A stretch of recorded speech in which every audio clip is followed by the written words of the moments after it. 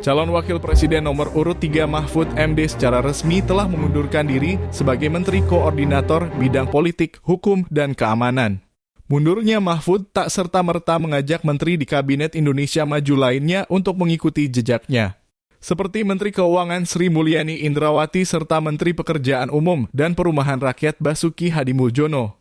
Mahfud mengaku tidak pernah mengajak kedua menteri ini untuk ikut mundur dari Kabinet Indonesia Maju. Dia pun mengaku tidak tahu menahu soal Sri Mulyani dan Basuki yang digosipkan bakal mundur. Soal Bu Sri Mulyani, Pak Basuki apakah mau mundur atau tidak saya tidak tahu karena saya tidak ingin ngajak-ajak orang lain, kata Mahfud, Jakarta, Rabu 7 Februari 2024 kemarin. Mahfud menegaskan keputusannya mundur dari kabinet adalah urusan pribadinya tanpa berbincang lebih dulu dengan koleganya sesama pembantu presiden.